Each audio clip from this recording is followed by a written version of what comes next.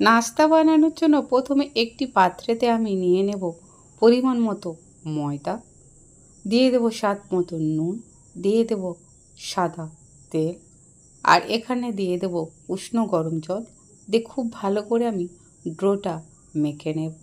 এবার কড়াইতে গোটা জিরেতে শুকনো খোলায় ভেজে তুলে নেব। এই কড়াইতে সাদা তেল দিয়ে আদা, জিরে আর কাঁচা লঙ্কা বেটে দিয়ে দিয়েছি, আর রসুন, আর দিয়ে দেবো হলুদের গুঁড়ো, সামান্য লঙ্কার গুঁড়ো।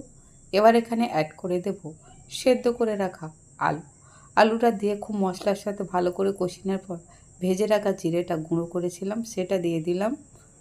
এবার আবারও একটু ভালো করে কষিয়ে নিলাম। এটা আমি রুটির মতো করে ঠিক এভাবে সুন্দর করে বেলে নেব। এবার যে আলুটা আমি মেখেছিলাম, কষিয়ে নিয়েছিলাম, সেটা ওপর থেকে ঠিক এভাবে সুন্দর করে দিয়ে একটি ডিম আমি আগে থাকতে সেদ্ধ করে রেখেছিলাম, সেদ্ধ করা ডিমটা ঠিক এভাবে ওপর থেকে অ্যাড করে দেব। তবে বেশিরভাগ আমি সাদা অংশটা দিয়েছি, কুসুমটা দিইনি। এবার ঠিক এভাবে সুন্দর করে কেটে নেব, দিয়ে ঠিক এভাবে মুড়ে শেপ দিয়ে নেব। আপনারা আপনাদের পছন্দ মতো করে শেপ দিয়ে নিতে পারেন।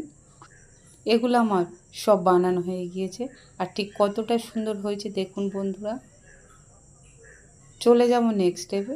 কড়াইতে তেল দিয়েছিলাম, তেল গরম হয়ে গেছে। এবার এগুলো এক এক করে অ্যাড করে দেব।